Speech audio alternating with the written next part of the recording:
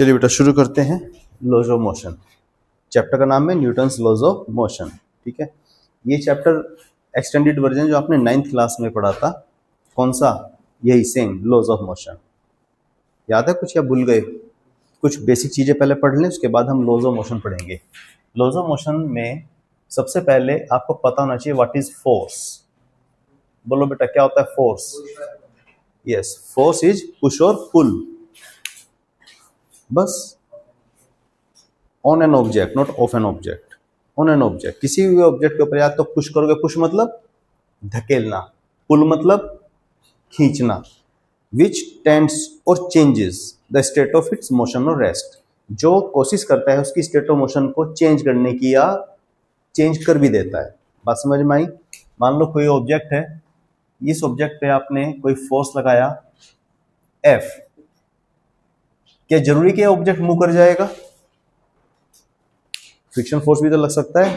तो force is a push और pull which tends to change the state of motion और rest, और it can also change the motion of state of motion of rest और state of rest of motion. ठीक है, तो force क्या है? Force is push और पुल। Push और पुल में मतलब समझ में आ गया, which tends to change the state of motion और rest of a body. Force एक क्या है? एक वेक्टर क्वांटिटी है। तो हम इसको कैसे डिनोट करेंगे? एरो लगा के। ऐसे यूनिट बताओ फोर्स की। न्यूटन, क्योंकि न्यूटन के नाम पे है तो न्यूटन एन से डिनोट करते हैं।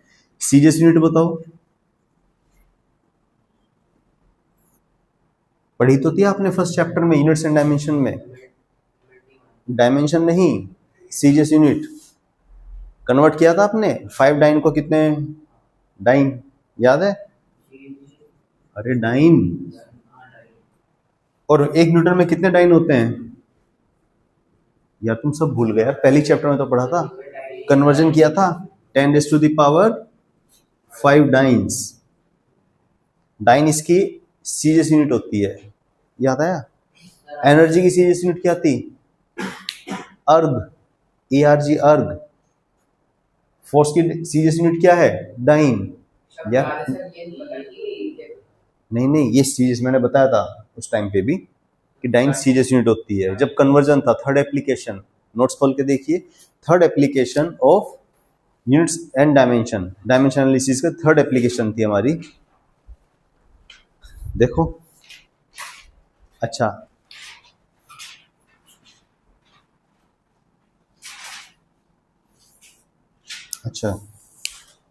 छोड़ो।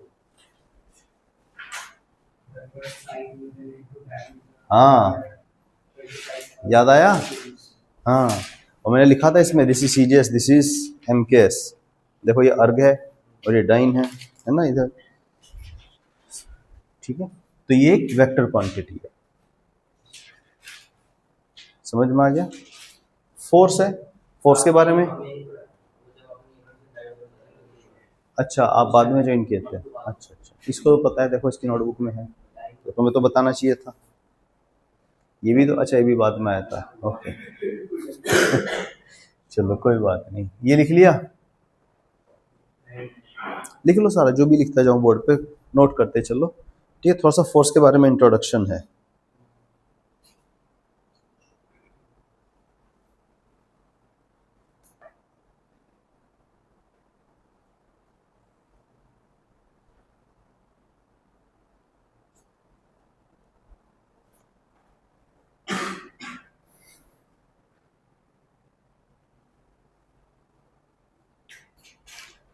वेक्टर क्वांटिटी तो कौन सा मेथड लगाते हैं इसको ऐड करने के लिए?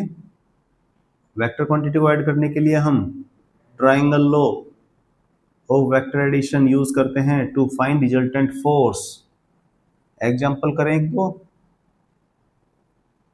करके दिखाओगे? अगर मैं आपसे बोलूं कि एक बॉडी है, इसके ऊपर मैंने इधर की तरफ फोर्स लगाया, मान लेते हैं ये है 40 न्यूटन, दूसरी तरफ फोर्स लगाया, मान लेते हैं 30 newton, this is F2, this is let's say F1, find the resultant force. Triangle vector addition formula याद है रिजल्टेंट का? क्या था resultant? Resultant of two vector A and B. हाँ बोलो। हम्म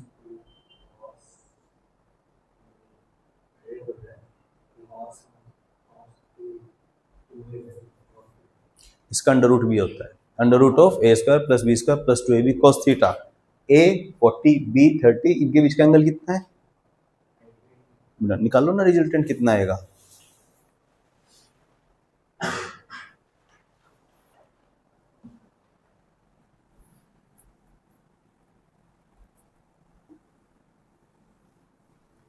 चैप्टर को शुरू करने से पहले बेसिक टर्म्स में आपको बता रहा हूँ। जैसे फोर्स मैंने बता दिया, इसके बाद वी विल डिस्कस इनर्शिया, है ना। ये भी आपने 9th क्लास में पढ़ा था। कितना है रिजल्टेंट? 50 Newton, yes. तो वैसे भी आप देखो अगर ध्यान से तो वेक्टर सम याद है आपको। एक वेक्टर ये है, दूसरा वेक्टर है ये, this is 30, this is 40 magnitude. तो इनका रिजल्टेंट देखो। अब इसको मैं रेप्लिकेट कर दूं, इसको मैं पैरेलली ट्रांसमिट कर दूं यहाँ पे, तो it will be like this. तो resultant A plus B, this is 30 newton, याद है। A plus B equal to C vector, तो ये रिजल्टेंट वेक्टर होगा। तो इसका मैग्नीट्यूड निकालने का फॉर्मूला था, under root of A square plus B square plus 2ab cos 90। cos 90 कितना होता है? 0। तो ये पूरी टर्म 0 हो गई। 30 40 कितना जाएगा? 50 न्यूटन। तो ये 50 न्यूटन है। आप बता सकते हो किस एंगल पे आया है? अल्फा बता सकते हैं। कितना होगा? tan alpha. tan alpha equal to 30/40। तो अल्फा कितना जाएगा? tan inverse of 3/4। बात समझ में आई? 3/4 37 होता है। अगर वैल्यू नहीं भी पता है तो यहाँ तक भी छोड़ सकते हैं, ठीक है। हटा दो इसको। चलिए हेडिंग डालिए इनर्शिया। सक्षम बताएगा व्हाट इज इनर्शिया।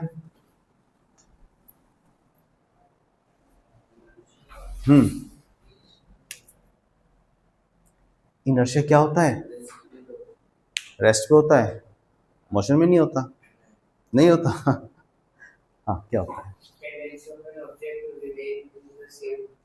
हाँ सेम स्टेट, बिल्कुल सही है। Tendency of a body to remain in the same state, state of motion और रेस्ट, और डायरेक्शन भी होता है, ठीक है। तो इनर्शिया क्या है? ये प्रॉपर्टी होती है बॉडी की। कोई भी बॉडी है तो वो चाहेगी कि सेम स्टेट में रहे। बात समझ में आ रही है? अगर कोई ऑब्जेक्ट रेस्ट पे है तो वो रेस्ट पे रखा रहेगा, वो अपने आप से चल के उठ के चलना नहीं शुरू कर देगा। या कोई ऑब्जेक्ट अगर मोशन में है तो मोशन में रहेगा, उसको रोकने के लिए बाहर से फोर्स लगाना पड़ेगा। अब आप बोलोगे सर हम तो कोई भी चीज ऐसे रुका के छोड़ दे तो आगे जाके रुक जाती है, दैट इज फ्रिक्शन फोर्स। आप स्पेस में किसी ऑब्जेक्ट को आप मूव करा के छोड़ दो तो it will move till infinity. बात समझ में आई? तो कोई भी ऑब्जेक्ट है वो अपनी स्टेट ऑफ रेस्ट और मोशन को चेंज तब तक नहीं करता है जब तक हम बाहर से फोर्स नहीं लगा देते। तो हर एक बॉडी की जिसमें मास होगा, हर एक बॉडी की प्रॉपर्टी होती है, it can not change it's state of motion और रेस्ट। बात समझ में आई? तो this property is called inertia. बात समझ में आई? तो इसकी यही डेफिनेशन बनेगी, लिख लीजिए। Inertia is the property of a body, inertia is the property of a body by virtue of which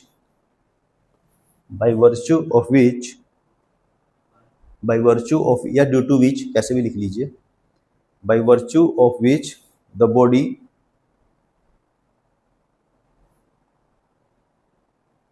resist the change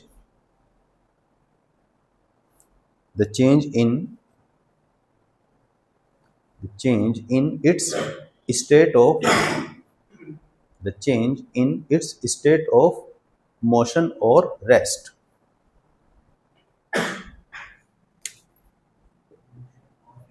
हाँ, मोशन और रेस्ट। अब ये 3 तरह का होता है। क्या है? Inertia of rest, yes, inertia of motion, inertia of short में कोई जल्दी से एग्जांपल ले लेते हैं हम इन सबके।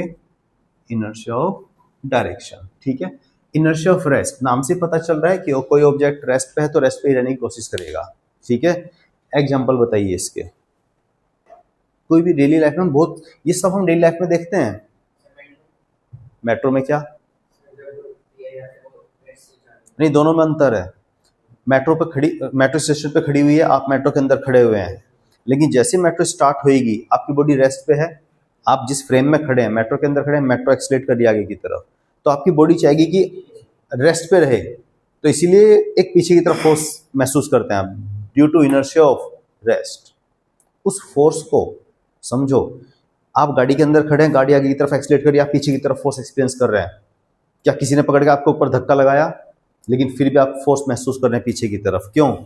इनर्शिया ऑफ रेस्ट, क्योंकि आपकी बॉडी रेस्ट में है। किसके रेस्पेक्ट में? गाड़ी में खड़े हैं आप, गाड़ी के रेस्पेक्ट में।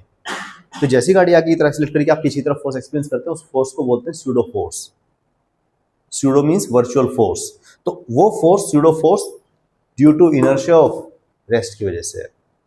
अब इसका उल्टा, आप मेट्रो के अंदर, मेट्रो चल रही है, आप भी चल रहे हैं, बिल्कुल सही है, कोई दिक्कत है, कांस्टेंट स्पीड पे चल रहे हैं, मेट्रो ने ब्रेक लगाए, आप आगे की तरफ निकलते हैं, क्यों? इनर्शिया ऑफ मोशन की वजह से, क्योंकि आपकी बॉडी मोशन में है, तो आपकी बॉडी चाहेगी कि आपकी बॉडी मोशन में रहे, लेकिन फ्रेम जिसमें आप खड़े हैं वो रिटार्डेशन में है, उसको ब्रेक अप्लाई कर रही है, आपकी बॉडी चाहेगी मोशन में रहे, तो इसीलिए आप आगे की तरफ एक फोर्स एक्सपीरियंस करते हैं। This is also pseudo force. तो वो किसकी वजह से है? Inertia of. ये तो हो गया मेट्रो का, गाड़ी का, इसका एक्सपीरियंस। कोई और एग्जांपल? नहीं, वो इनर्शिया ऑफ डायरेक्शन में आएगा। इसके कोई और एग्जांपल? 9th क्लास में बहुत सारे एग्जांपल पढ़े थे। बस का तो हो ही गया है ना, मम्मी सुबह, हाँ, एक गिलास रखा, उसके ऊपर पेपर रखा, उसके ऊपर कॉइन रखा, फ्लैप को आप हिट कीजिए, वो निकल जाएगा कॉइन गिलास के अंदर, है ना। ये भी एक एग्जांपल आपके एनसीईआरटी बुक में था। या मम्मी लोग क्या होते थे, सुबह कपड़े में धोने के बाद उसको ऐसे फटकारती हैं। फटकारने में क्या होता है? जो वाटर ड्रॉपलेट्स होती हैं, they are attached with the cloth. अब कपड़े के साथ अटैच रहती हैं, जैसे आप झटके से आप हटाओगे तो जो ड्रॉपलेट्स है, दे वांट टू, क्योंकि वो रेस्ट पे हैं, जैसे वो झटका हटाएंगे तो droplets want to remain at rest, इसलिए वो उससे डिटैच हो जाती हैं, तो इसलिए वो वाटर ड्रॉपलेट्स हमें फील करते हैं। ग्रेविटी है तो अल्टीमेटली वो ग्राउंड पे चली जाती है। ये इनर्शिया ऑफ रेस्ट का हो गया, है ना। इसी तरह से आप कभी करके देखना, कोई पुराना कपड़ा, गद्दा वद्दा हो, धूप में रखकर उस पर डंडे मारना, धूल मिट्टी उठ जाती, क्या हो क्या रहा है, ठीक है, इनर्शिया ऑफ रेस्ट। और कोई एग्जांपल इनर्शिया ऑफ मोशन में? ठीक है, इनर्शिया ऑफ डायरेक्शन का बताओ। टर्न ऑफ कार, है ना। ऐसे ना, जैसे वो ना ट्रक जो होता है, ट्रक को कभी मोड़ते हुए देखा है? इतना बड़ा तो उसका स्टीयरिंग होता है, और दोनों तरफ से पकड़ के ऐसे ऐसे करते हैं, देखा है अभी टर्न करते हुए? चलो, आप गाड़ी के अंदर बैठे हैं, गाड़ी सीधी चल रही है, हाँ, गाड़ी सीधी चल रही है, आप भी सीधे चल रहे हैं, लेकिन आगे आगे टर्न, सर्कुलर टर्न, जब गाड़ी मुड़ेगी तो आपकी बॉडी को डायरेक्शन चेंज करने की आदत नहीं है, क्योंकि वो अपनी डायरेक्शन चेंज नहीं करना चाहती, इनर्शिया ऑफ डायरेक्शन की वजह से। तो इसीलिए जब गाड़ी अगर इधर की तरफ मुड़ रही है तो आपको बाहर की तरफ एक फोर्स एक्सपीरियंस होता है। या कभी मेले में गए हो? मेले में वो जो घोड़े टंगे होते हैं उसके ऊपर बैठते हैं, घूमता है वो गोल गोल, वो गोल गोल घूमते वक्त बाहर की तरफ है, हाँ वही, ठीक है। तो बाहर की तरफ एक्सपीरियंस होता है force due to inertia of. ये सबसे अच्छा एग्जांपल देखो, बरसात हो रही है, वाटर ड्रॉपलेट्स ऊपर से नीचे आ रही हैं, कोई हवा नहीं चल रही, सीधी वाटर ड्रॉपलेट्स नीचे आएंगी। कभी होता है ऐसा कि वाटर ड्रॉपलेट अपने आप अपनी डायरेक्शन चेंज कर ले? आप खिड़की खोल के अंदर बैठे हो घर में, बाहर बारिश हो रही है, कभी ऐसा हुआ है कि वाटर ड्रॉपलेट्स आके मुड़ के आपके मुंह पे लग रही हैं ऐसे कुछ? जब तक हवा ना चले तब तक कोई डायरेक्शन चेंज नहीं होगी, वाटर ड्रॉपलेट्स अपने आप अंदर नहीं आएंगी घर के। बात समझ में आई? तो क्या है इनर्शिया ऑफ डायरेक्शन? हवा चलती है, फोर्स लगता है, तब वाटर ड्रॉपलेट्स अपना डायरेक्शन चेंज करती हैं, ठीक है। तो ये सब किसके एग्जांपल हैं? इनर्शिया के। 3 तरह का होता है, inertia of rest, inertia of motion, inertia of direction. समझ में आ गई सारी तीनों चीजें, ठीक है। चलिए, लिखवाने की जरूरत है, ठीक है, समझ लेना, बस ये टाइप लिख के छोड़ देना, inertia of rest, inertia of direction, inertia of motion, ठीक है। ये हो गया इनर्शिया।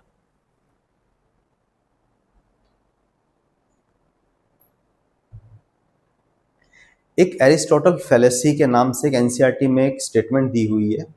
एरिस्टोटल ने ये बोला था कि अगर कोई भी ऑब्जेक्ट को आप कॉन्स्टेंटली मूव कराना चाहते हो तो उसके लिए हमें कांस्टेंट फोर्स की आवश्यकता पड़ेगी, जबकि स्टेटमेंट गलत है।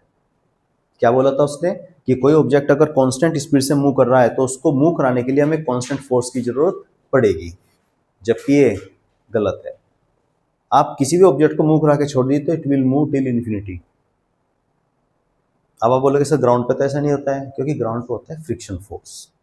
उसको फ्रिक्शन फोर्स का पता नहीं था, इसलिए उसने ये स्टेटमेंट दे दी थी। बात समझ में आई?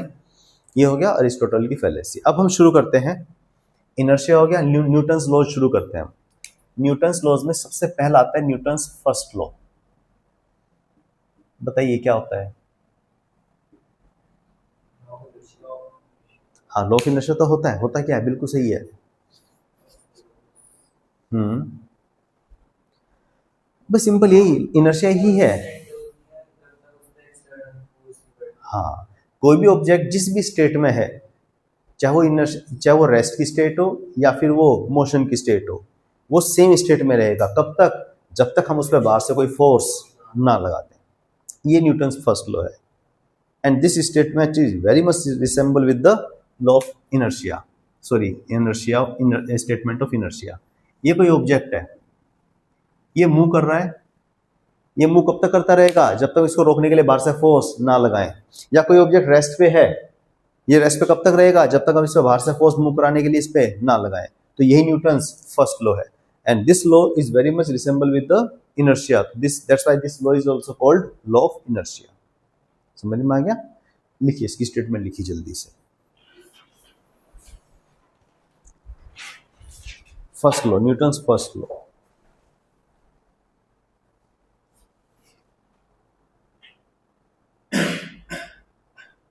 बोलूं? every body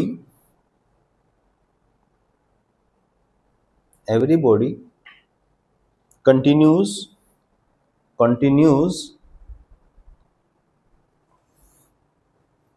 to be in its state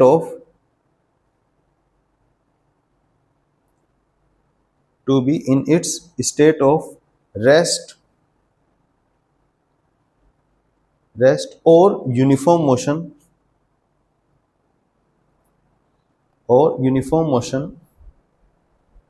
along a straight line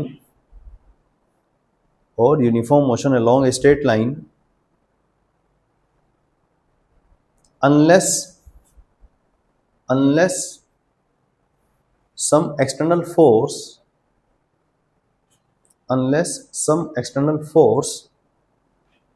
is applied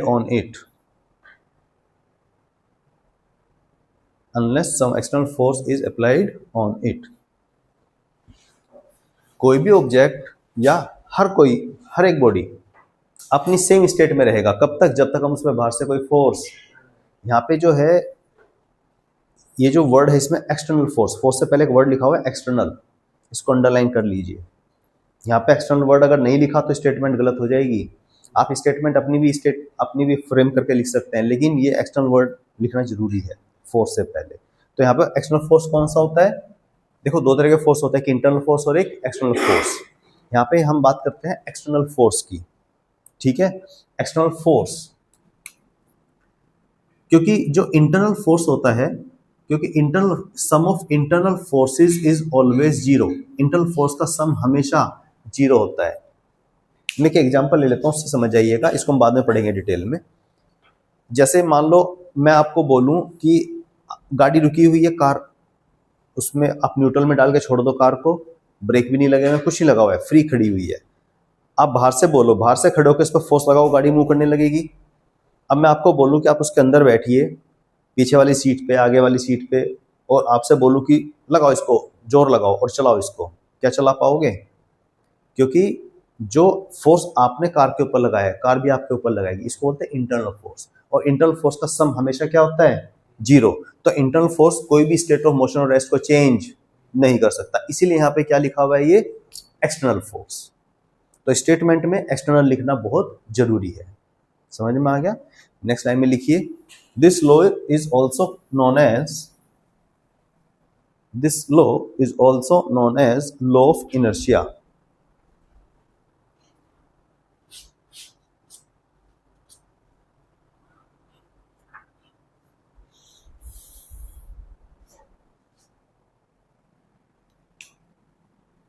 इसको मैथमेटिकली ऐसे देख सकते हैं, if external force is zero then state of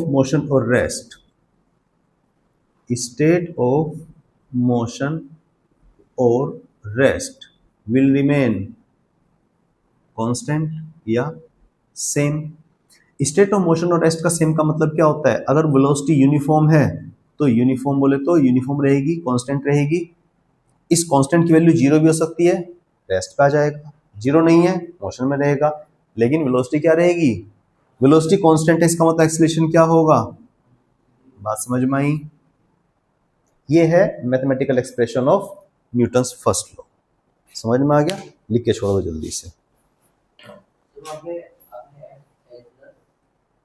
if F external EXT external force की बात है ये, अगर एक्सटर्नल फोर्स जीरो है तो स्टेट ऑफ मोशन और रेस्ट सेम रहेगी।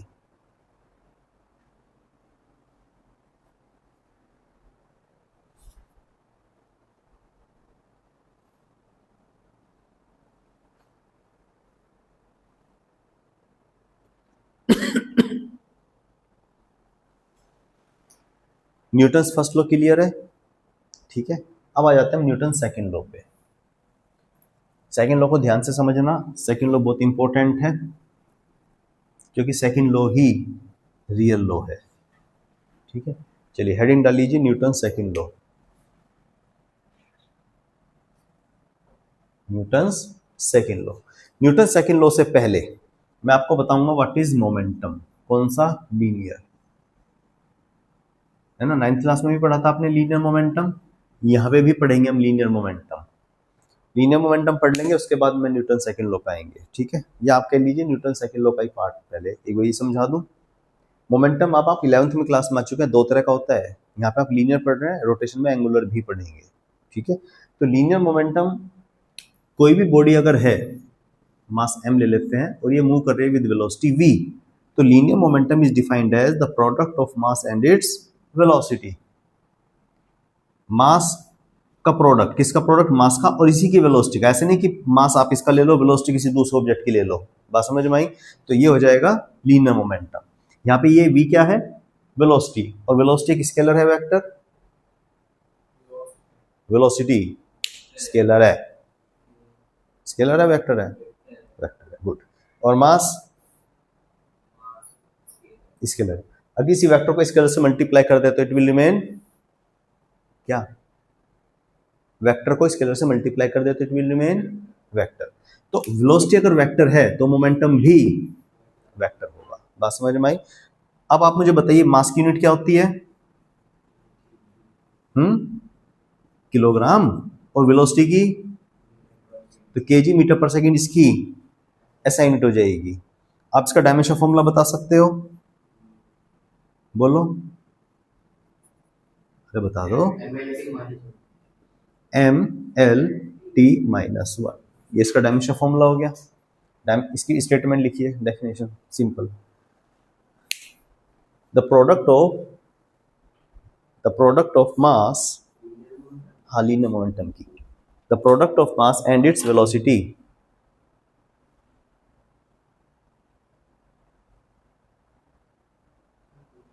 The product of mass and its velocity, ये लिख लेना, वेक्टर क्वांटिटी होती है।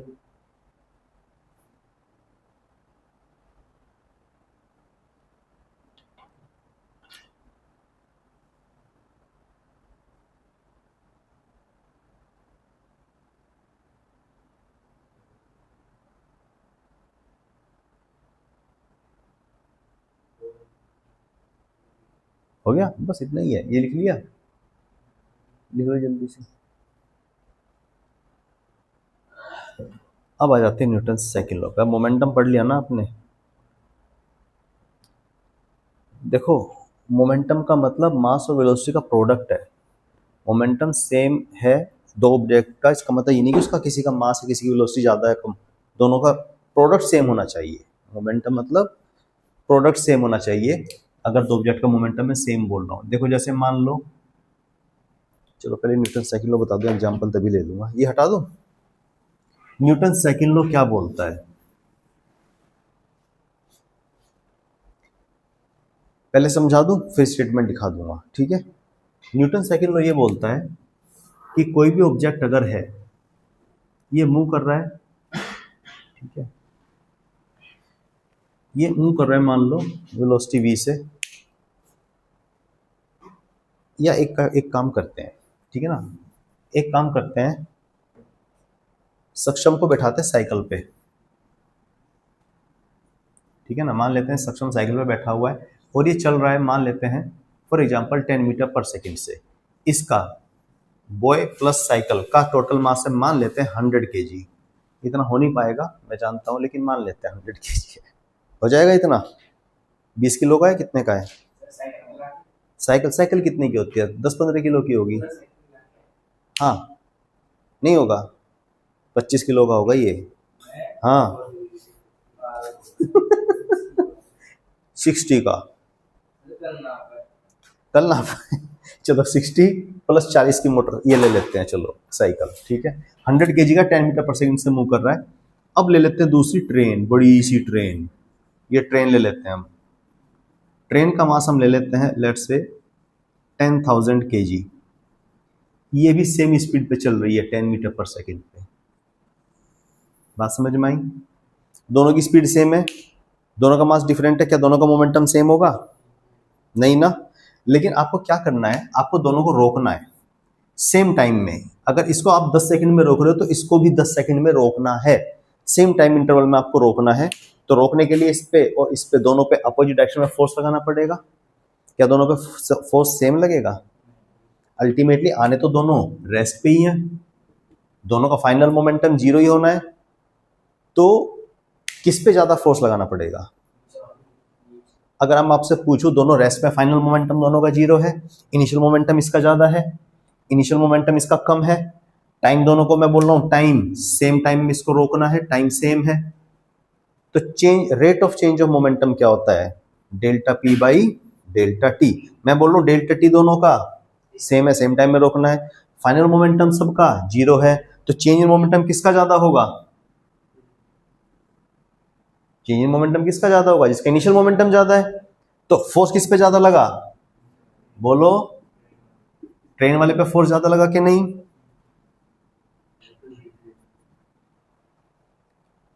ये न्यूटन सेकंड लॉ।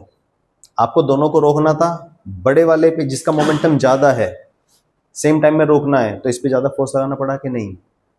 तो न्यूटन सेकंड लॉ यही बोलता है, rate of change of linear momentum is directly proportional to force applied. कौन सा force? External.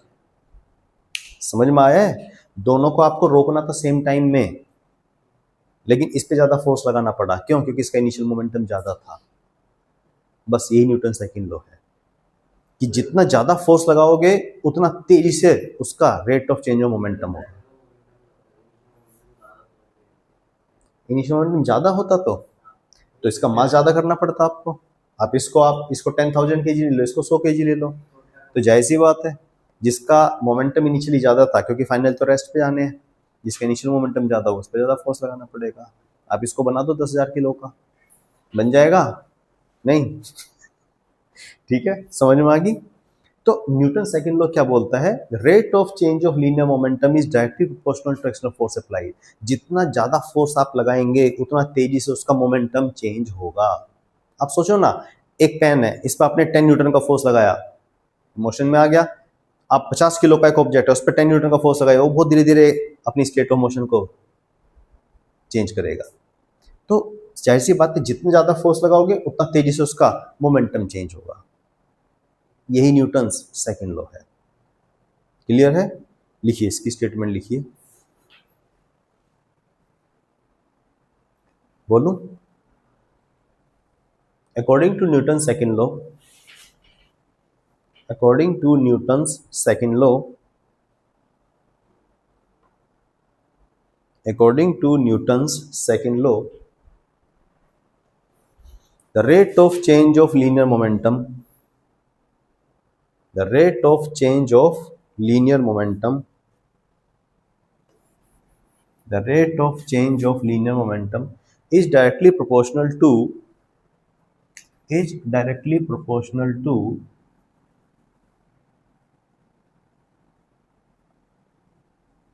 external force applied, is directly proportional to external force applied. That is करके लिख लिया next line में, that is delta p by delta t is directly proportional to external force, directly proportional to external force.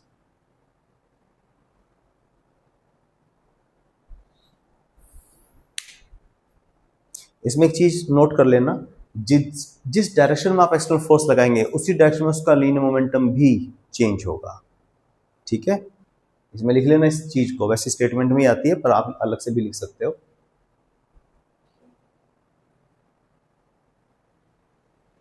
बोलो, लिखिए। Change in linear momentum, change in linear momentum occurs along the direction of applied force, occurs along the direction of external force applied, ठीक है।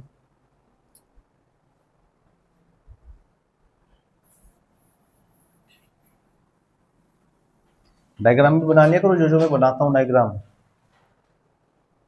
ये लिख लिया था, ये किसका साइन है? प्रोपोर्शनलिटी का। ये प्रोपोर्शनलिटी का साइन जब जब हम हटाते हैं we need to put some constant, और यहाँ पे कांस्टेंट आता है आपका 1। तो delta P by delta T is equal to external force applied. बात समझ में आई? ठीक है, यहाँ पे delta P by delta T मतलब rate of change of momentum. अब आप 11th क्लास में आ चुके हैं, तो delta P by delta T की जगह डीपी बाई डी टी लिख दे, कोई आपत्ति किसी को? तो DP by D T is equal to external force, यहाँ पे एफ एक्सटर्नल है, ठीक है। क्योंकि इंटरनल फोर्स का सम क्या होता है? क्योंकि यार आप इस पर लगा भी दो एफ इंटरनल लगा भी दो तो भी इसका सम कितना होता है? 0। तो हमेशा क्या बचा रह जाएगा? एक्सटर्नल फोर्स केवल। तो यहाँ पे अगर हम देखें तो डीपी बाई डी टी, और पी क्या है यहाँ पे? Mass into velocity. तो पी की जगह मैं क्या रख दूं यहाँ पे? By D T. मास तो फो कांस्टेंट है, मास को तो मैं बाहर ले लूं, तो मास को मैंने बाहर ले लिया तो क्या बचा रह जाएगा अंदर? What is DV by D T? Yes, very good, external acceleration. तो जैसी बात है F external is equal to M में। बात समझ में आई? तो हमारे पास फॉर्मूला आ गया क्या? F is equal to M A. यहाँ पे सुन लीजिए, F क्या है? एक्सटर्नल फोर्स, A क्या है? एक्सेलरेशन ऑफ द बॉडी, ठीक है, लिख लेना। तो this is result of Newton second law. अगर मैं बोल रहा हूं कि force is along x axis तो एक्सेलरेशन भी किधर होगा? अगर मैं बोल रहा हूं force is along y axis तो एक्सेलरेशन भी। अगर मैं बोल रहा हूं फोर्स अलोंग जेड एक्सिस तो एक्सेलरेशन भी अकॉर्डिंगली, है ना, i cap j cap k cap like this. ये हमने एक्सपेरिमेंट से फाइंड किया कि जितना फोर्स लगाया उसी के प्रोपोर्शन में। अगर आप एक्सपेरिमेंटली देखोगे, आपने 1 kg का मास लिया और 1 न्यूटन का फोर्स लगा तो उसमें एक्सेलरेशन भी 1 मीटर पर सेकंड का पाया गया, तो इसीलिए कांस्टेंट 1 आता है, ठीक है।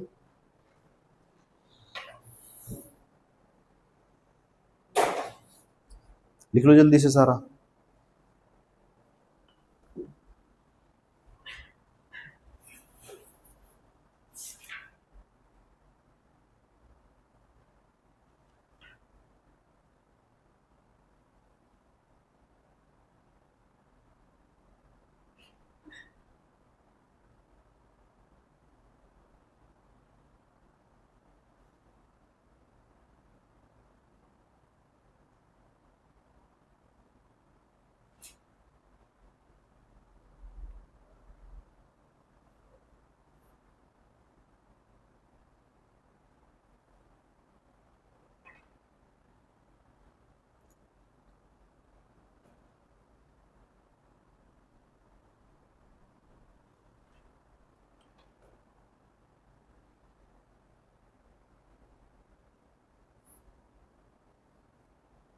लिख लिया? क्वेश्चन लिखिए एक। लिख लो।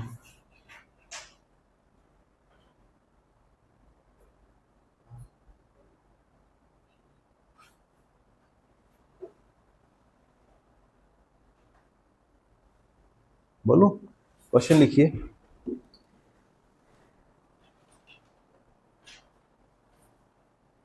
A body of mass 5 kg, a body of mass 5 kg initially at rest, a body of mass 5 kg initially at rest, comma, a force of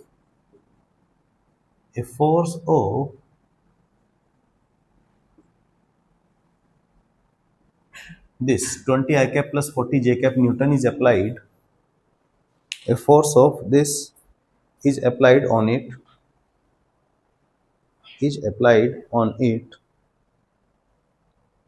Find its velocity after 10 seconds. Find its velocity after 10 seconds. करोगे? मैं बताऊं? करो, try करो, बस simple सा question है।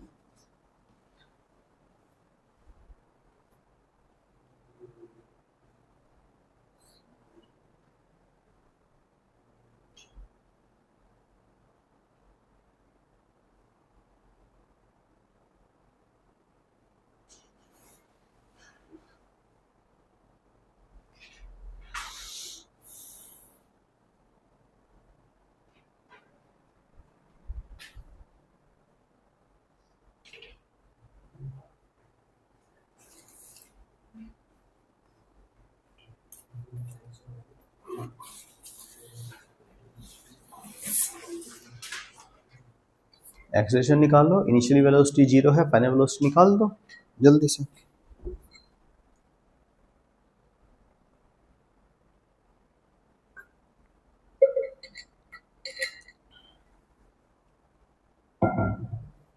To D motion है ना, ये 2D मोशन है ना?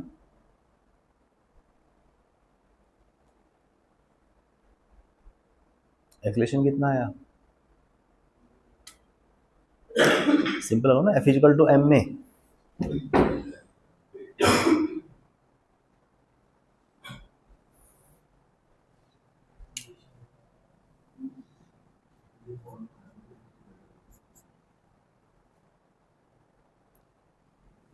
F is equal to M a, यही है ना फॉर्मूला।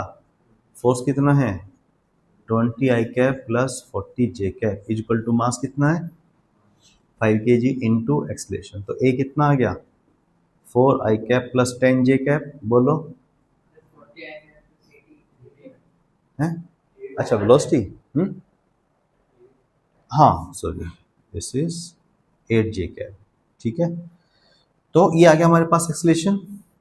तो v is equal to u plus a t. U 0 है तो कितना हो जाएगा? v हमें चाहिए, a कितना है? 4 I कैप, सीधा लगा दो, कोई दिक्कत तो नहीं। अदरवाइज आप इसको 2 डिफरेंट 1D में भी डिवाइड करके कर सकते थे। वो टाइम कितना है? 10 सेकेंड। तो आंसर आ जाएगा 40 I cap plus 80 J cap. Final velocity will be this. ठीक है, ये क्या है? Vx और ये क्या है? Vy, है ना?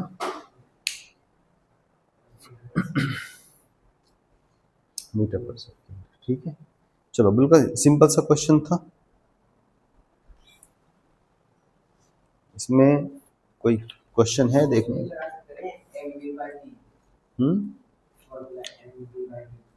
mv/t, क्योंकि u 0 है, m into v minus u upon t करोगे ना।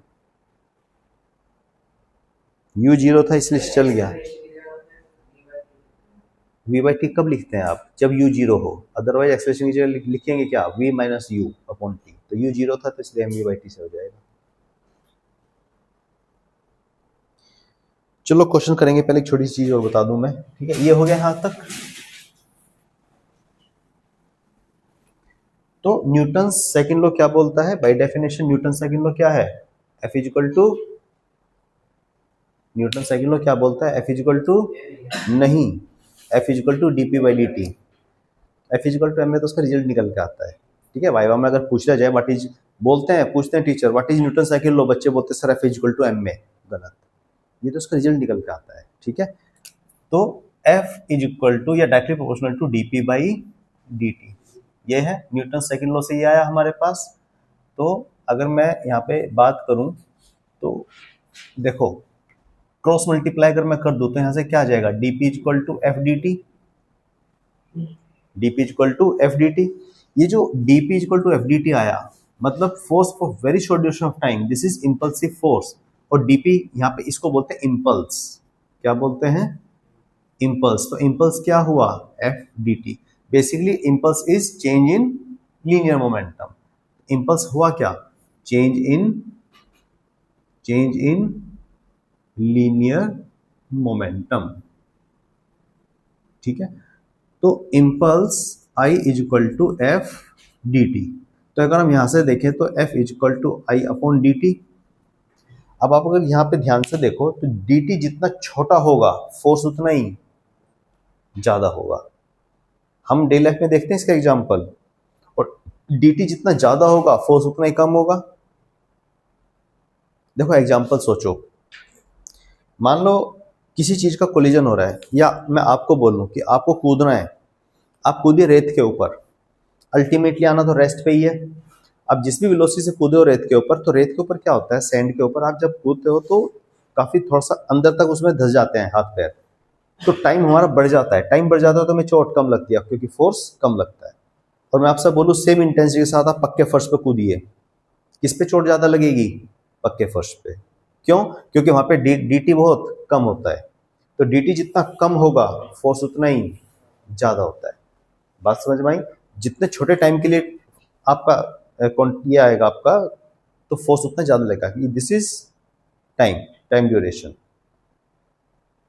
या जो क्रिकेटर्स होते हैं, दे कैच देयर बॉल्स, तो कैच करके वो they low down their hands to increase the time, ताकि हाथ पे चोट कम लगे। देखो आजकल तो पिटते नहीं है बच्चे। जब मैं पढ़ता था स्कूल में तो मैं देखता था बच्चे क्या करते थे, टीचर डंडा लेता था, हाथ पे मारता था, बच्चे पहले ही हाथ ऊपर कर लेते थे, जैसे ही मारता था हाँ हाँ ऐसे कर लेते थे पीछे। क्यों? क्योंकि टाइम बढ़ जाए, चोट कम लगे उनके हाथ को, ठीक है, इसलिए। या आपको गीली मिट्टी में बोला जाए, कीचड़ में या गीली मिट्टी में कूदिए, चोट नहीं लगेगी। घास पे कूदिए, गीली मिट्टी पे, नहीं चोट लगेगी। मार्बल के ऊपर कूद के देखिए, घुटनों के बल फूट जाएंगे, ठीक है। क्यों? डीटी बहुत छोटा होता है। समझ में आ गया? तो इम्पल्स है क्या? Change in momentum. बात समझ में आई? तो लिख लो इसको, this is what impulse. Dt मतलब चेंज इन टाइम ना। मार्बल में क्या होता है, सॉलिड होता है, और सैंड में या कीचड़ में क्या होता है, सॉफ्ट होता है वो। जैसे आपको बोलूं मैं कि आपको डबल बेड पे जो गद्दा बिछा है उसके ऊपर कूदो, चोट लगेगी क्या? क्योंकि जब आप उसके कांटेक्ट में आओगे, कांटेक्ट में आने के बाद धीरे धीरे धीरे नीचे तक जाके प्रेस होता है। रेस्ट पे आने के लिए टाइम बढ़ जाता है आपका। लेकिन पक्के फर्श पे क्या होगा, कोई फ्लेक्सिबिलिटी नहीं है, कोई सॉफ्ट नहीं है ये। जैसे पढ़ोगे तुरंत स्पॉन्टेनियसली रेस्ट पे आओगे, मतलब डीटी बहुत कम हो गया, फोर्स बढ़ गया, ठीक है। इस तरह से आज करके देखना, ग्राउंड पे कूदना और घर पे जो बेड बिछा हुआ उस पर कूदना, ठीक है, मम्मी के एब्सेंस में। बस ध्यान रहे टूटे ना, कि मेरे पास फोन आने शुरू हो जाएंगे, सर ये आप क्या पढ़ा रहे हो, बच्चे बेड पे कूद रहे हैं, फर्श पे कूद रहे हैं। तो ये ना हो, करके देख लेना एक्सपेरिमेंट, ठीक है। ये याद रहेगा बेटा, impulse is basically change in momentum, I equal to f d t, ठीक है। इसमें कुछ क्वेश्चन होंगे तो हम देख लेंगे। यहाँ तक क्लियर है? Newton's second law. अच्छा, न्यूटन सेकंड लॉ से न्यूटन फर्स्ट लॉ हम क्या प्रूव कर सकते हैं किसी तरह, है ना? कुछ तो किया था 9th में भी ऐसा। बहुत सिंपल सा है, सोचो, कोशिश करो। क्या हम न्यूटन सेकंड लॉ से फर्स्ट लॉ प्रूव कर सकते हैं?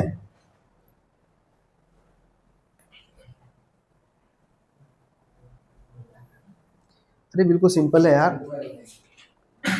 न्यूटन्स फर्स्ट लॉ क्या बोलता है, अगर फोर्स नहीं लगाया तो स्टेट सेम रहती है ना। अब देखो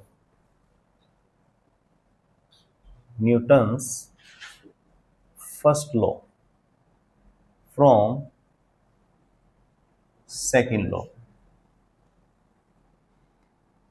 तो F is equal to d p by D t. कहां सा है ये, फ्रॉम, हम सेकंड लॉ लेके चल रहे हैं, फ्रॉम सेकंड लॉ, ठीक है।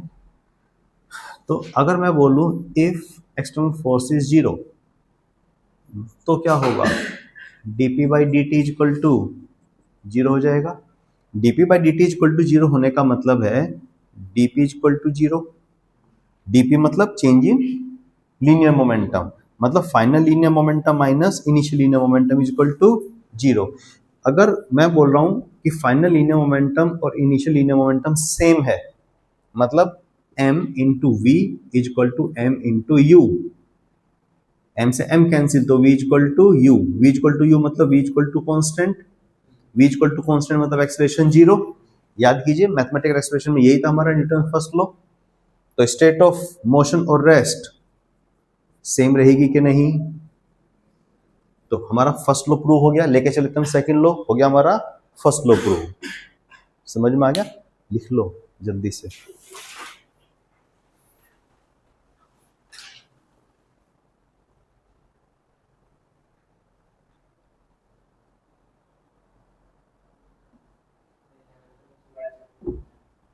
इलेवेंथ का, हाँ देखो एक चीज बता दूं मैं आपको, इस चैप्टर पर अगर आपने कमांड कर ली ना, ये मान के चलो कि आपके पाप धुल जाएंगे, मतलब पूरी मैकेनिक्स पे कंट्रोल हो जाएगा आपका, पूरी मैकेनिक्स पे कमांड हो जाएगी अगर इस चैप्टर पे कमांड कर लिया आपने। अभी चैप्टर की शुरुआत है ये, अभी हम 9th वाला पढ़ रहे हैं, कुछ भी हमने 11th का एक्स्ट्रा नहीं पढ़ा है, बस डिफरेंशिएशन वाली टर्म छोड़ के।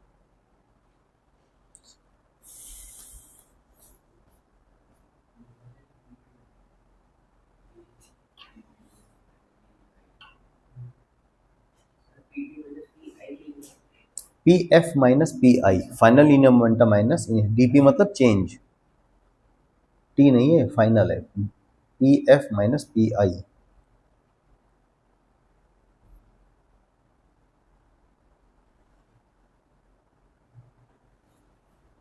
क्योंकि ये बेसिकली क्या है, this is first law, state of motion या हम कहें rest remains same.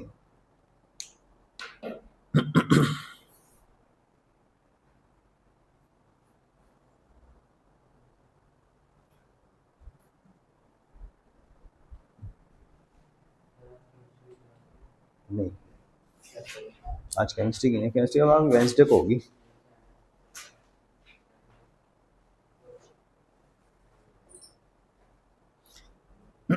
Third law बता दो जल्दी से, है ना, थर्ड लॉ सुन लो जल्दी से। मंडे को ऑनलाइन लेंगे, चलो न्यूटन्स थर्ड लॉ, ये तो सभी को पता है, बच्चा बच्चा जानता है थर्ड लॉ, तो सबसे आसान तो यही है बताना। हाँ, to every action there is always equal and opposite reaction. लिख लो जल्दी से स्टेटमेंट, टू एवरी एक्शन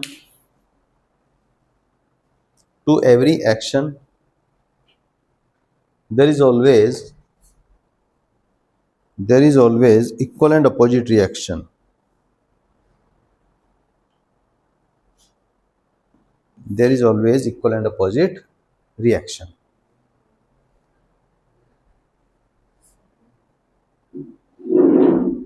यहाँ पे एक्शन और रिएक्शन दो चीजें हैं, एक्शन और reaction always occurs in pairs, ठीक है।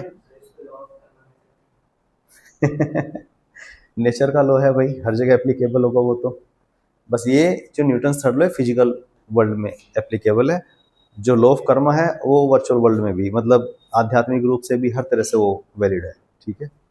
हाँ, लेकिन वो उससे भी बेहतर है, आप x करोगे किसी के लिए, आपको हो सकता है 2x 3x मिले, ठीक है। यहाँ पे जितना करोगे उतना ही मिलेगा। जैसे मान लो ये कोई ऑब्जेक्ट है, मान लो M1 है, ग्रेविटेशन चैप्टर पढ़ा था आपने, दो ऑब्जेक्ट अगर यूनिवर्स में रखे हैं कहीं तो एक दूसरे को अपनी तरफ खींचते हैं।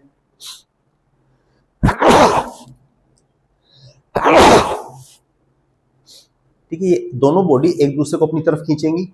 अब अगर मैं M1 को देखूं तो M1 M2 को अपनी तरफ खींचेगा, तो M2 के ऊपर फोर्स किधर लगेगा, F21 लिख दूं मैं इसको, F21 is force on M2 due to M1।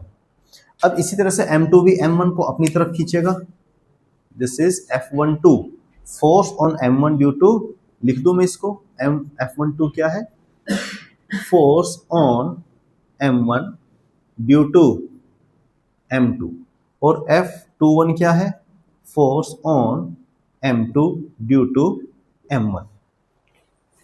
मैंने आपको बताया था ना शायद, जब कुछ बोला था ग्रेविटी मूवी देखना, अगर आपको स्पेस में छोड़ दिया जाए, मान लो आप भी एस्ट्रोनॉट हो, ये भी एस्ट्रोनॉट है, और दोनों को एक रस्सी से बांध दिया जाए, और एक एस्ट्रोनॉट दूसरे को अपनी तरफ खींच रहा है रस्सी से, क्या केवल ये इसके पास आएगा, ये भी तो जाएगा। बस यही है, जितना फोर्स F12 होगा उतना ही फोर्स F21 भी। तो न्यूटन सेकंड लॉ बोलता है F12 और F21 दोनों इक्वल होंगे। क्या दोनों की डायरेक्शन सेम है, अपोजिट है कि नहीं, इसलिए माइनस आ जाएगा। Minus sign shows opposite direction, equal to shows equal magnitude. This is Newton's third law. समझ में आई बात, क्लियर है, लिख लो। एक और एग्जांपल बताऊंगा मैं इसका,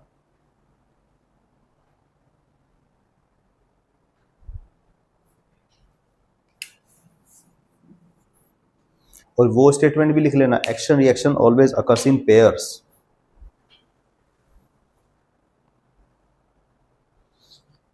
यहां पे एक्शन रिएक्शन क्या है, अगर इसको एक्शन मानोगे तो ये रिएक्शन होगा, इसको एक्शन मानोगे तो ये रिएक्शन होगा। ठीक है,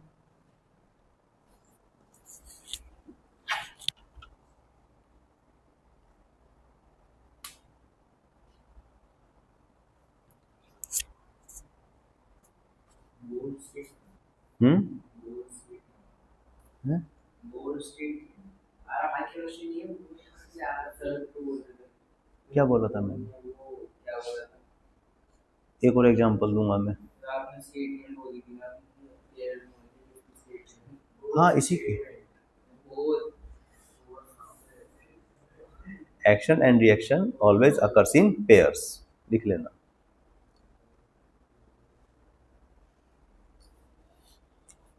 देखो होता क्या है, देखो अगर सपोज करो मैं सक्षम की पिटाई करूं, या चलो अंशुमन की मान लेते हैं, तो सपोज करो मैं किसी के गाल पे थप्पड़ मार रहा हूं, तो जितनी चोट उसके गाल को लगेगी उतनी चोट मेरे हाथ को भी लगती है। वो अलग बात है कि हाथ की सेंसिटिविटी कम होती है, गाल की ज़्यादा होती है, तो उसको ज़्यादा महसूस होता है, वो दैट इज डिफरेंट थिंग। तो इसीलिए पहले टीचर लोग डंडे से मारते थे, है ना, डंडे को लगे, डंडा तो निर्जीव चीज है, बेचारा उसको क्या ही महसूस करेगा, और ना वो रो सकता ना वो हंस सकता। ठीक है, तो इसलिए to every action there is always equal and opposite reaction. अब सपोज करो मैं ग्राउंड पे खड़ा हूं, मेरा वेट है, जितना वेट जितना फोर्स मैं ग्राउंड के ऊपर लगा रहा हूं उतना ही फोर्स ग्राउंड भी मेरे ऊपर लगा रही है। बात समझ में आई? अगर मैं ही केवल और केवल मैं ही ग्राउंड के ऊपर फोर्स लगाता तो सारी अर्थ अभी तक एक्सलेट कर जाती, चाहे बहुत थोड़ी बहुत। लेकिन क्या होता है, वैसे भी आप सोचो, ये कोई ऑब्जेक्ट यहाँ पे ऐसे रखा है, इसका वेट किधर लगेगा, नीचे। अगर केवल और केवल इस पे वेट ही लगा होता तो ये नीचे की तरफ एक्सलेट कर जाता, लेकिन ये रुका हुआ है, स्थिर है, स्टेबल है, इसका मतलब ग्राउंड भी इसके ऊपर एक फोर्स लगा रही होगी कि नहीं, अपोजिट डायरेक्शन में। बात समझ में आई? तो इस तरह से क्या होता है, to every action there is always equal and opposite reaction. Clear है? आपको सपोज करो दो पानी है, दो नाव है यहाँ पे, ठीक है, एक में मान लेते हैं दीपेन खड़ा है, दूसरे में मान लो अंशुमन खड़ा है, दोनों को एक रस्सी दे दी जाए, दोनों एक दूसरे को खींच रहे हैं, तो ऐसा नहीं है कि केवल और केवल सक्षम इसके पास आएगा कि इसका वेट हल्का है, भाई इसका वजन कम है तो ये पास आएगा, नहीं, दीपेन भी जाएगा। अच्छा इस तरफ तुम थे, चलो कोई बात नहीं। तो दोनों ही एक दूसरे के पास आएंगे, ऐसे नहीं कि केवल एक रस्सी खींचा तो ये यहीं रहेगा और ये पास आ जाएगा, ना है। अरे ठीक है यार, ये लो और बड़ा बना दिया, ये दीपेन बना दिया, ये अंशुमन बना दिया, ठीक है। मैं कह रहा हूँ दोनों एक दूसरे के पास आएंगे, दोनों अपनी पोजीशन छोड़ चुके होंगे, यहाँ से दोनों एक दूसरे के पास आएंगे अगर रस्सी से हम खींचेंगे। ऐसा नहीं केवल और केवल यही इसके पास जाएगा या केवल ये इसके पास जाएगा। तो जितना फोर्स ये इसके ऊपर लगाएगा उतना ही फोर्स ये इसके ऊपर भी लगाएगा। This is Newton's third law. समझ में आ गया? ठीक है। एक टास्क दूं घर के लिए, जैसे हमने न्यूटन सेकंड लॉ से फर्स्ट लॉ प्रूव किया था, यू कैन इजिली प्रूव। तो होमवर्क में लिखिए क्वेश्चन है, अभी नहीं हुई। लिखिए prove Newton's third law using second law. Prove Newton's third law using second law.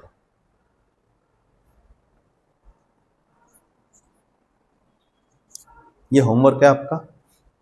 एक छोटी सी चीज और बता दूं मैं थ्योरी की, ताकि हम अगली क्लास में क्वेश्चन कर भर भर के क्वेश्चन कर सकें, ठीक है। देखो अब लिखना मत कुछ भी, मैं लिखा दूंगा, पहले समझ लो। न्यूटन सेकंड लॉ क्या बोलता है? External force is equal to rate of change of linear momentum. बोलो यस और no. Dp by D t. अगर मैं बोल रहा हूं इफ लिखना मत कुछ अभी, if external force is zero तो क्या होगा? Dp by D T is equal to zero. किसी भी चीज का डिफरेंशिएशन जीरो कब होता है? जब वो कांस्टेंट हो। तो हम यहां से बोल सकते हैं कि P is equal to constant. P is equal to constant मतलब initial linear momentum is equal to final linear momentum, मतलब लीनियर मोमेंटम इज कंजर्व्ड। तो अगर हम किसी सिस्टम पे एक्सटर्नल फोर्स जीरो कर दें तो उसका लीनियर मोमेंटम क्या होता है? Conserved. This is conservation of linear momentum. Heading डाल लीजिए, कंजर्वेशन ऑफ लीनियर मोमेंटम। इसकी स्टेटमेंट लिखिए सबसे पहले, उसके बाद ये प्रूफ है छोटा सा, वो लिख लेना। बोलो स्टेटमेंट लिखिए पहले। If external force on A system, if external force on A system is zero,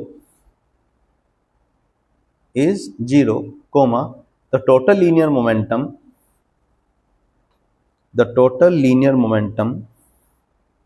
of the system will remain constant. The total linear momentum of the system will remain constant. वो छोटा सा proof है इसका, ये कर लीजिए।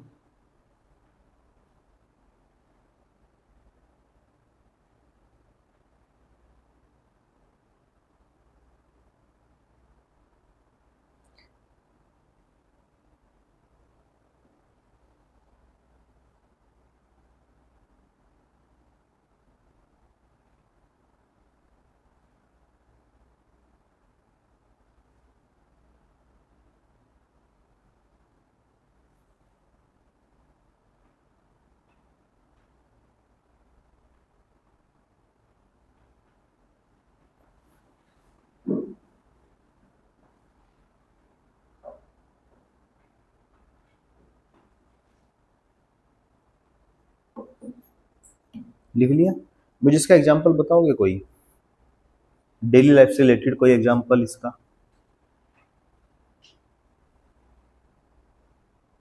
विदु?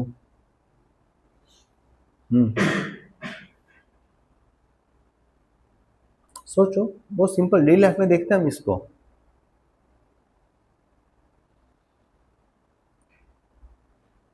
Ninth class में पढ़ा था। अभी नाव पे कौन खड़ा था? दोनों खड़े थे ना नाव में। नाव खड़ी हुई है पानी के अंदर और मैं आपसे बोलूं छलांग लगाओ आगे, क्या केवल आप आगे जाओगे? नाव पीछे जाएगी कि नहीं? क्यों?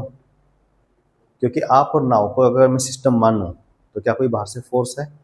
तो जब आप बोट के डक से बाहर की तरफ आगे की तरफ छलांग लगाओगे, कूदोगे, तो पूरे सिस्टम का, सिस्टम बोले तो नाव प्लस उसके अंदर जो भी यात्री है, ठीक है। ये बोट है मान लो, ये पानी के ऊपर है, पानी की फ्रिक्शन नहीं होती इसलिए हम पानी के ऊपर बोट का एग्जांपल ले लेते हैं, ठीक है। और यहाँ पे आप खड़े हो, आगे की तरफ छलांग लाओगे तो बोट पीछे की तरफ भागेगी कि नहीं? क्यों? To conserve linear momentum of the system. आप बोट के ऊपर से आगे की तरफ भागोगे तो बोट पीछे की तरफ भागेगी, क्यों? To conserve linear momentum. पहला एग्जांपल।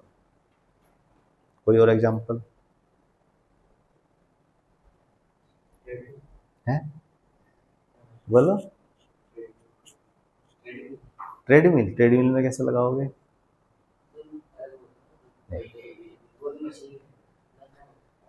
बंदूक चलाइए कभी? रिकॉइलिंग ऑफ गन, है ना। बंदूक दागते हैं, देखो बंदूक में क्या करता है, छोटा सा ट्रिगर ही तो क्लिक करते हो बस। ट्रिगर में क्या होता है, उसके अंदर एक्सप्लोजन होता है, और जो ब्लास्ट होता है, बम का फटना, is an example of internal force, ठीक है। आपने कोई बाहर से फोर्स नहीं लगाया, जस्ट केवल ट्रिगर किया है बस। तो ट्रिगर करने से जो बंदूक की जो गोली है उसका मास कम होता है लेकिन स्पीड बहुत ज़्यादा होती है, लेकिन जो गन है उसका मास ज़्यादा होता है, मास ज़्यादा होता है, तो इसलिए उसकी रिकॉइलिंग स्पीड कम होती है। आप समझो, जैसे मान लो ये गन है, इसका मास कैपिटल एम है, इसके अंदर बुलेट है अभी स्मॉल एम की, ये इसका ट्रिगर है, ठीक है, मान लेना, ठीक है। जैसे आप इस ट्रिगर को दबाओगे क्या होगा, बुलेट झट से एकदम से बाहर भागेगी, मान लेते इसकी स्पीड वी है। अब हमें नहीं पता ये गन किधर जाएगी, इसकी स्पीड हमने मान ली capital V. Before triggering, before triggering initial linear momentum gun का और बुलेट का टोटल, इसको सिस्टम माना है हमने। ये रेस्ट पे था, इनिशियली रेस्ट पे था, तो इनिशियल लीनियर मोमेंटम कितना होगा? 0। ट्रिगर के जस्ट बाद, ट्रिगर के जस्ट बाद, आफ्टर, जस्ट आफ्टर ट्रिगर, इसकी वेलोसिटी हमने v मान ली, तो इसका मोमेंटम कितना है? mv। इसकी कैपिटल v मानी है और इसका मास है कैपिटल m, तो इसका मोमेंटम कितना होगा? mv। टोटल कितना हो गया सिस्टम का? ये हो गया, ये हो गया क्या आपका फाइनल लीनियर मोमेंटम। अब मैं बोल रहा हूं कि आपने कोई भी एक्सटर्नल फोर्स नहीं लगाया।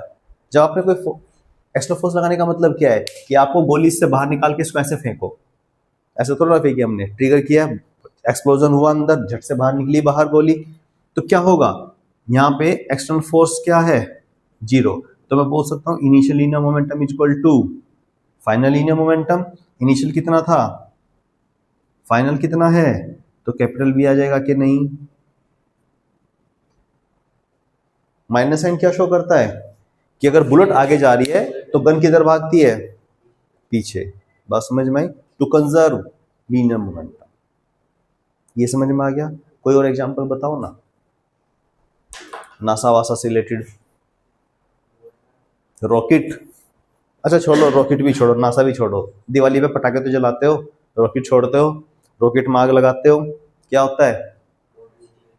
जो जब उसमें अंदर आग लगती है तो वो गैसेस नीचे की तरफ छोड़ता है रॉकेट, तो गैसेस नीचे की तरफ छोड़ेगा तो रॉकेट किधर ऊपर की तरफ जाता है कि नहीं? क्यों? टू कंजर्व, क्योंकि रॉकेट के अंदर जब वो जो मसाला जलता है तो बहुत तेजी से गैसेस को नीचे की तरफ धकेलता है, जो रॉकेट को ऊपर की तरफ धकेलती है। बात समझ में आई?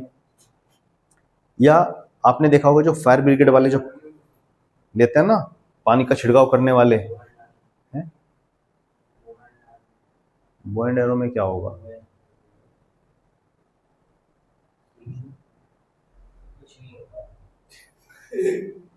उसमें होता है लेकिन आपको महसूस नहीं होगा। नहीं सही कह रहा है वैसे, क्योंकि उसमें खींच का आपने छोड़ दिया, जब आप छोड़ोगे तो जो वो है वो पीछे की तरफ निकलता है, लेकिन मास बहुत कम होता है, पता नहीं चलता इसलिए, ठीक है। तो मैं जिनमें पता चलता है मैं वो बता रहा हूँ। बैट में क्या करोगे तुम? यार तुम सोचो, फुटबॉल ऐसे मेरे से पूछो नहीं, तुम खुद ही सोचो, फुटबॉल में क्या करोगे तुम बताओ? आप स्पेस में खेलो फुटबॉल तो कंजर्व होगा, क्योंकि ग्राउंड पे खड़े होकर फुटबॉल पे लात मारोगे तो friction will be into consideration, और फ्रिक्शन फोर्स एक एक्सटर्नल फोर्स होता है। तो जब भी एक्सटर्नल फोर्स आ जाएगा क्या लीनियर मोमेंटम कंजर्व होगा? आपको अगर मैं स्पेस में छोड़ दूं, आप स्पेस में फ्लोट कर रहे हो, आपके सामने फुटबॉल रखी है, आप खींच के लात मारो, फुटबॉल आगे जाएगी, आप पीछे जाओगे स्पेस में। बिल्कुल, आप मूवी देखना है, ग्रेविटी है, मिशन मार्स, ये जितने भी फ्री स्पेस वाले जिसमें फ्लोट करते दिखते हैं, एक मैं मूवी देख रहा था, कौन सी थी वो, गॉडजिला वाली, वो स्पेस में से वो पता नहीं कौन सी थी यार, वो स्पेस में से आ जाता है, वो बड़े बड़े बन जाते हैं। नहीं, तो उसमें क्या होता है, वो मतलब कि कोई भारी ऑब्जेक्ट पकड़ में आ गया, उसको पीछे की तरफ धकेल दो तो आप खुद वो आगे जाता है स्पेस में तैरता हुए। आप स्पेस में किसी ऑब्जेक्ट को लेकर पीछे की तरफ धकेल दो, फेंको, आप आगे की तरफ जाओगे, टू कंजर्व लीनियर मोमेंटम। ये एग्जांपल है। या तो मूवी देखा नहीं, मुझे नाम नहीं पता यार। एक चीज में ना, वो जो बंदर होते हैं, एप होते हैं, वो मतलब म्यूटेशन के बाद वो बड़े बड़े बन जाते हैं। वो वोल्फ होते हैं, वुल्फ, वो बड़ी हो जाती है, बहुत बड़ी। हाँ, रैम्पेज। तो एक और उसमें एक यार पता है, मुझे जो स्पेस वाली मूवीज होती हैं, आप इसमें आपकी इमेजिनेशन अच्छी होती है। हाँ, इसमें इमेजिनेशन अच्छी होती है, तो इस टाइप की मूवी जरूर देखा करो। जैसे ग्रेविटी है, बहुत अच्छी मूवी है। हम्म। उसमें सिंगुलरिटी, ब्लैक होल, अरे नहीं यार, कहाँ चलाओगे ब्लैक होल में ये। वहाँ काम करने बंद क्यों कर जाते हैं? वहाँ तो सब कुछ ही काम करना बंद कर देता है, कुछ काम ही नहीं करता वहाँ पे। वो तो मल्टी यूनिवर्स है, पता नहीं क्या क्या, वो तो सब जो देखा नहीं। हाँ, इंटरस्टेलर देख ली क्या? हाँ, कोई बात नहीं, मल्टीवर्स का कंसेप्ट हमें नहीं पता, अभी तो हाइपोथेटिकल है, मूवीज में दिखाते हैं मल्टीवर्स है। एक वो डॉक्टर स्ट्रेंज वाली है मल्टीवर्स वाली, ये स्पाइडरमैन वाली है मल्टीवर्स वाली। एक से इस यूनिवर्स से दूसरे यूनिवर्स में जाते हैं। हाँ, वो पता नहीं क्या क्या है, ये तो क्या हाइपोथेटिकल चीजें हैं।